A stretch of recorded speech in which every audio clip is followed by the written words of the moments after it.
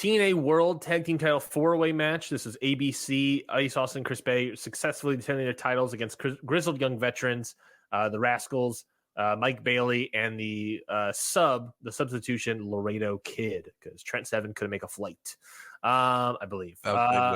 Big win. I thought this match was great. Non-stop action all over the place. Non-stop action? Some would argue. Total non-stop you gotta action. do that now. I mean, it's part of the name. It ruled. ABC are great tag team. Grizzled Young Veterans, again, a team that if you haven't signed them, what are you doing? The Rascals always look good here. Laredo Kid did good in his spots. Just like everyone, all these people are so good. Grizzled Young Veterans working like a great tag team style. Laredo Kid and Mike Bailey just doing their insanity all over the place. The Rascals also being good, and the ABC being good, solid foundations for this match. I want more of this. I want more of this in TNA. Build TNA like this should be like this is what feels like old X-Division nonsense, where it's just like non-stop action all over the place. Totally all over the place. This is what it feels like. This energy is what that X-Division felt like. And I didn't feel it in the earlier match, the actual X-Division title match. I felt it here. And this is what I want. I am an insane man, apparently, though, because I went 4 and Cage Match has it at 6.96 at like 3.5. I disagree. I flipped on the X-Division. They thought the X-Division title match was better. I don't care. This match was good. These tag team wrestlers are good. Crazy action for 14 minutes. The great tag team wrestling by the vets, and great high flying from Kid and the Rascals, and Ice Austin messed up at one point, but who cares? They do good stuff. Do more of this. Why not? I'd rather see this than Moose. You good? I think I am. So here's I didn't realize I had that in me. Here's my take. Didn't either. Here's my take on this match. This match made the show suffer. Because these 8 people should be spread throughout the show. Oh, okay. I see what you're saying. Yeah. I wanted to scare you first and then bring you back in. No, these 8 guys are uberly talented, especially, and I say this every time we talk about this stupid company. Yep. Ace Austin and Chris Bay, I'm sick of waiting on these guys. Ace Austin should have been Impact World Champion 4 years ago, and he still hasn't been. And he's gotten better. He's awesome. Bay's awesome. Like, these two should be in your main event scene for years to come, and hopefully they are after the tag title stuff runs out. Grizzled Young Vets, listen, I realize they're probably not signing with TNA. I just think that they want to stay free for a while after the WWE stuff, so I get it. Yeah, they don't want to be locked down. They should go to New Japan. If only World Tag League was early in the year. Just keep sending people to New Japan until it works. They can work to Windy City Riot against El Phantasmo and Hikaleo. Yeah, I really got you. You were excited for a second there, and then you realized it. Then I realized who it would be against. I think Speedball is obviously excellent. He's always good in these multi-man matches. Always a standout. It was nice to see Laredo Kid actually do something. I haven't seen Laredo Kid wrestling forever. And the Rascals get Laredo Kid looking a little bigger. He's in his Rey Mysterio era. He's in the Rey Mysterio singlet era, and I was like, Hey, Rey Mysterio's good in the singlet. 37 years old. I remember what I was saying. The Rascals have gotten a lot better. Like, they've gotten readjusted with each other. If that makes sense. Because, like, when Zachary Wentz first came in, I just don't think they were fully on page. Like, I think Zach Wentz obviously got comfortable with wrestling with Wesley. I couldn't remember his WWE name. I was like, Desmond Xavier. What the hell is his name? Wesley. Like, they were great together, obviously, those two. And I think Trey and Wentz are now figuring out each other again. Yeah. And I keep saying it. Trey was a singles guy for Bring in Myron Reed. I know. Complete the trifecta. But yeah, I think all 8 of these guys, if we discount the Grizzled Young Veterans, say the 6, they should make these shows greater by being spread out. Because I think there's just other tag teams that can still do this. But either way, really solid match. I wasn't as high on it as you, but I still think that these guys are what make the future of TNA exciting, and they should be the guys that carry it on. And I can't say that enough about ABC, and I'm going to keep saying it till they do it. They should bring in Myron Reed as part of the Rascals and put him in the X Division. Title scene. Absolutely. I like Myron Reed. He's not doing anything. He's just wrestling like GCW. What's frustrating about that? This what I like about this energy, why I bring it up as like this has the X Division energy of old, is that this is, for the most part, I'll say, a lot of younger guys. What's that? The X Division wrestlers. Yeah, this is a lot of younger guys. Ace Austin and Chris Bay, obviously. Trey Miguel's 29. James Drake is 30. Zachary Wentz is 29. Laredo Kid's the oldest here at 37. Jesus Christ. But like I see this and I'm just like, you have versus your X Division of, Vikingo's obviously the youngest at 26, but you have Kushida at 40 and Chris Sabin at 41. And Vikingo's not staying in this company. It's like your X Division, nothing against Chris Sabin. He's a solid wrestler.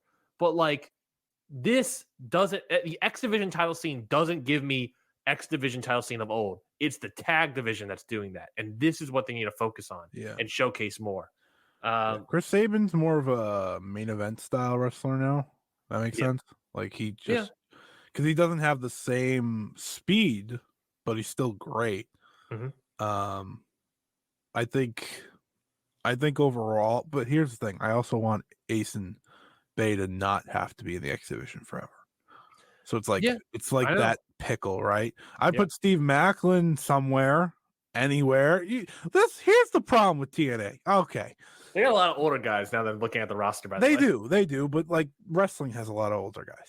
They need to sign young talent that they can make their own, like Ace Austin and Chris Bay. Bring in Myron Reed. You know what they should also bring in? I'm just going to pick a random name off the indies. Alec Price. I feel like he would fit great in TNA. Yeah, sure. I don't see a problem with that at all. I think they should have signed Brian Keith. Yep, I would say Brian Keith. Titus Alexander on that one. Titus Alexander, bring him in. They had their chance for Brian Keith. Titus Alexander's next up when he comes back from Noah. What a weird thing to say. I think they have the right pieces in place. Like Macklin should have been on the show, right? These guys could have been spread out and made this a better show. Like that's the way I look at this. And I think there's pieces here for TNA to be very good. I just think that they need to get in their heads who matters most and who should be leading them. And let me tell you something. It ain't Moose. They need to, and this is, I think, the frustrating. This is why I start off the review with, and I know we're going way over 2 hours, by the way. But this is why we started the review about like, this is just new paint for old Impact. Let's list off the names that TNA is bringing in. Nick Nemeth, exciting right now. That's a good one. I'm fine with that. Ash by Excellence, the old Dana Brooke. Top Dollar, AJ Francis. They brought in Vikingo for a one-shot here. They're bringing in Ospreay and Okada for one-shots. Those are all fine, but those are all one-shots. Those aren't going to matter. I'm talking about signings. Other than that, I think that's all the... Oh, Trent Seven and Kushida. Again, Kushida's 40. Trent Seven's probably up there as well. And then in the women's division, Zaya Brookside and Danny Luna. The only young talent it feels like they're signing. Zaya Brookside, 25. Dana Luna, 24. Only young talent. They didn't sign a single young male roster member. They have so many older roster members here that are just still around from Impact that, we can name a billion.